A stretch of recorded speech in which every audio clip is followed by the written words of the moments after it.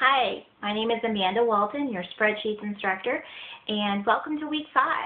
This week we're going to focus on chapter 5, where we're going to cover working with tables, sorting data, and filtering data. I want to draw your attention to a few places within the text that's going to help you along with your homework this week.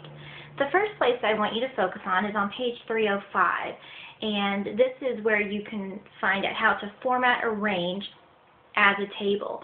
Once you format a range as a table, you're going to notice that you have small arrows next to each column heading. You'll use those later on in the chapter to filter and sort that information.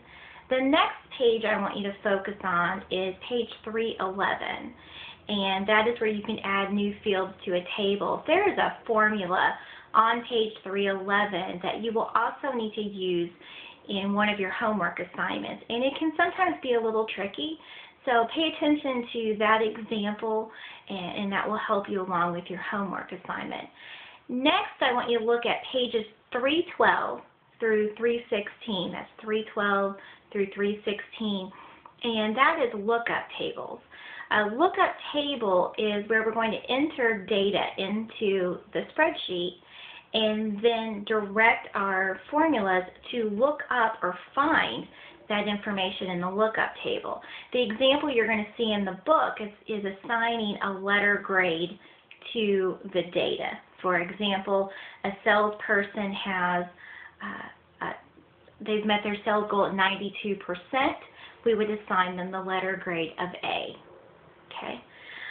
Next is pages 322 through 330. That's 322 through 330, and that is going to show you how to sort and query your information. So you can take a large amount of information within a table and then sort that or query that based on the criteria that you enter, and you can filter that information into smaller bits of data that you can work with.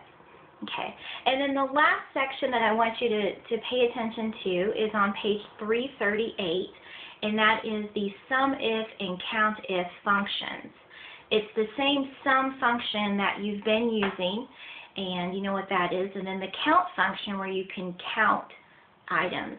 And but with the if added to that, it's only going to pull data based on specific criteria that you have specified. Okay, so that sums up some of the basic elements of Chapter 5 that I want you to focus on this week.